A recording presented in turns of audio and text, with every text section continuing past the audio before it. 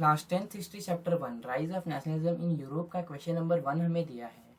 उसका हम part D करने जा रहे हैं। एबीसी जैसे हम करते हैं थे वैसे अब डी करेंगे और डी के ऊपर एक नोट लिखेंगे, फ्रैंकफर्ट पार्लियामेंट। तो फर्स्ट पॉइंट से स्टार्ट करते हैं फ्रैंकफर्ट पार्लियामेंट के नोट के ऊपर। फ्रैंकफर्ट पार्लियामेंट क्या है, कैसे है, वो सब देखने वाले हैं। तो फर्स्ट पॉइंट हमें क्या दिया है, it was an all German national assembly form by middle class professional businessman and prosperous artisans belonging to different German religion.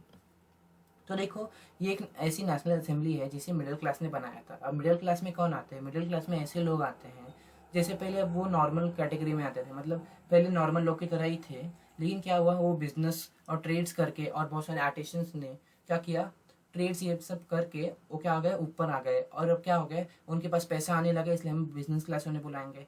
और इसलिए एक स्पेसिफिक नेम से बुलाएंगे उन्हें, जो है मिडिल क्लास, क्योंकि राजा के पास सबसे ज़्यादा पैसा होता है। उसके बाद हम सेकंड पे जाएंगे तो मिडिल क्लास में आते हैं ये लोग। अब इन लोग ने ये क्यों बनाया था नेशनल असेंबली, क्योंकि क्या करना था, इन्हें जर्मनी को इंडिपेंडेंट देना था। उसके बाद सेकंड पॉइंट देखते हैं। On its first meeting was held on 18 May 1848 in the church of Saint Paul at Frankfurt where 831 elected representative march in a festive processions to take their place। तो देखो, इन्होंने क्या किया था, एक मीटिंग बुलाई थी सेंट पॉल चर्च में। वो कहाँ है, फ्रैंकफर्ट में है। इन्होंने ऐसा क्यों किया था, ये हम देखने वाले हैं।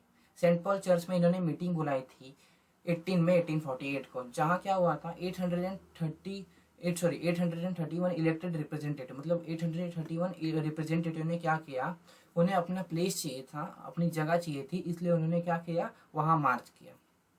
अब थर्ड पॉइंट देखते हैं। They drafted a constitution for a German national to be headed by a monarchy subjected to a parliament। तो वहाँ क्या क्या किया, 831 जो लोग थे उन्होंने एक कॉन्स्टिट्यूशन बनाया ताकि क्या हो, अब राजा के सामने अगर ये प्रस्तुत करेंगे तो शायद राजा हाँ कर दे, तो फिर क्या होगा, मोनार्की की जो पावर है, राजा की जो पावर है वो लिमिट हो सके और राजा अब कॉन्स्टिट्यूशन के अंडर में काम करे। जैसा ऐसा नहीं कि राजा को जो मन में आया वो करे, तो इन्होंने ऐसे काम किया था। अब उसके बाद 4 पॉइंट देखते हैं। तो when the deputy offered to the crown on the trees on these terms to Frederick William IV, King of Prussia, he rejected it and joined other monarchs to oppose the elected assembly। तो क्या हुआ, जब इन लोग उधर जाके क्या किए, राजा के सामने कॉन्स्टिट्यूशन दिखाए, तो इन्होंने फेडरिक विलियम 4 जो थे उधर के किंग थे, किंग ऑफ प्रूशिया। तो जर्मनी जो है वो पहले प्रूशिया थी, प्रूशिया आगे जाके जर्मनी ही बनी, तो इसलिए किंग ऑफ प्रूशिया बोलेंगे। अभी ये किंगडम का सब चालू है, हम लोग जर्मन ऐसे ही बोल रहे हैं अभी।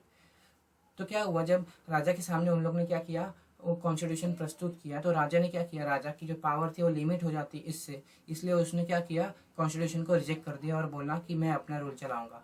और जहाँ उधर की जो उसके अंडर में जो काम करते थे, उसके अंडर में जो मोनार्क्स थे वो भी अपोज करने लगे थे, बोल रहे थे कि ये कॉन्स्टिट्यूशन नहीं बनेगा।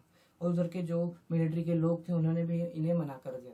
तो इससे क्या हुआ कि जो इन लोग का ये था, पूरा पार्लियामेंट था, नेशनल असेंबली इन लोगों ने बनाई थी फ्रैंकफर्ट पार्लियामेंट की, तो क्या हुआ, पूरा खत्म हो गया, पूरा फेल हो गया।